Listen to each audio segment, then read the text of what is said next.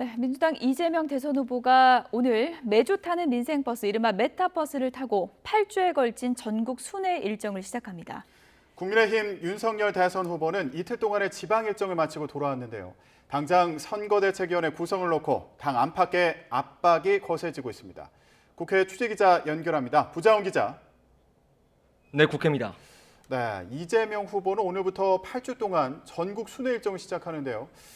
매주 타는 민생버스, 메타버스라고 이름을 붙였습니다. 가상세계를 의미하는 메타버스와 이름이 같은데 어떤 방식으로 진행되는 건가요?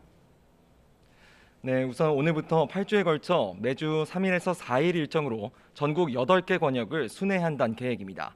첫 방문지는 부산과 울산, 경남이고요. 잠시 뒤에 국민보고회를 마친 뒤 곧바로 출발을 하게 됩니다. 앵커께서 말씀하신 것처럼 이재명의 매주 타는 민생버스, 일명 메타버스 프로젝트라고 이름이 붙여졌습니다. 민심 탐방과 함께 특히 2030 청년층과의 교감을 나누는 데 집중한다는 구상입니다. 어제 가상자산 과세 유예를 약속하면서 청년층 구애 작전에 나선 데 이어서 취약층인 2030 달래기에 사활을 건 모습입니다. 버스 내부에 스튜디오도 차리고 청년층을 초청해서 토크쇼를 갖거나 차박용 차량으로 캠핑도 하는데요. 또 세대별 참여자와 대화를 나누는 국민 반상회, 국민 의견을 듣고 정책에 반영하는 국민 정책 제안 프로그램도 진행할 계획입니다. 첫날인 오늘은 울산에서 중앙전통시장을 방문해 청년들과의 대화 등을 소화하고요. 이후 부산으로 넘어가 부산국제영화제 광장에서 시민들과 만나고 영화 1984 최동원을 관람하는 등 저녁 늦게까지 일정을 진행합니다. 네, 국민의힘의 윤석열 대선 후보는 이틀간의 지방 일정을 마치고 복귀를 했는데요. 이제 선대위 구성에 점차 속도를 낼 것 같은데 추가 인선 소식이 좀 있습니까? 네, 우선 오늘 윤석열 후보 일정부터 말씀드리면 데니얼 크리튼브링크 미국 동아태차관보와 미 상원의원 대표단을 만납니다.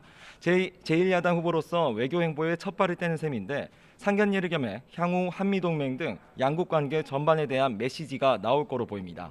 공식 일정은 이런데 역시 지금 최대 관심은 말씀하신 것처럼 선거대책위원회 구성, 특히 인선 문제입니다. 총괄 선거대책위원장으로 거론되는 김종인 전 비상대책위원장은 오늘 아침 CBS 라디오에 나와 또 쓴소리를 건넸습니다. 윤 후보 측이 기존 캠프를 확대 개편하려는 데 대해서 선대위가 크다고 선거에 이기는 게 아니라면서 국민이 식상해 하는 똑같은 얼굴들을 내놓는 건 감흥이 없다고 직격했습니다. 자신의 합류 여부에 대해서도 윤석열 후보가 결심할 문제라며 재차 압박했는데 들어보겠습니다.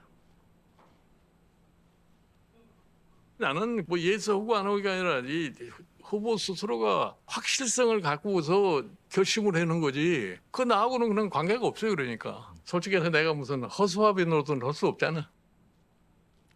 반면 윤석열 후보 측은 신중을 거듭하고 있습니다. 일단 김종인 전 위원장이나 이준석 대표 측 의견을 절충해서 캠프 핵심인 총괄 선대본부장 자리에 4명을 공동으로 두는 방향으로 가닥을 잡은 모양새인데요.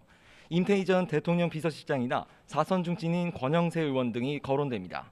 후보 비서실장인 권성동 의원은 YTN과의 통화에서 거론되는 여러 사람들을 만나며 의중을 묻고 있다고 말을 아꼈는데 윤석열 후보가 결심한다면 이르면 오늘 중에라도 추가 인선 발표가 이뤄질 수 있을 거로 보입니다.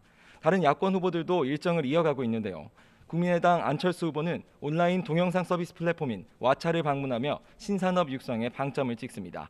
정의당 심상정 후보는 전태일 재단 사무실에서 주 4일제 로드맵과 새로운 노동법 비전을 발표했습니다. 제3지대 후보인 김동연 전 경제부총리는 캠프 자원봉사자들과 차담을 나눕니다. 지금까지 국회에서 YTN 부정원입니다.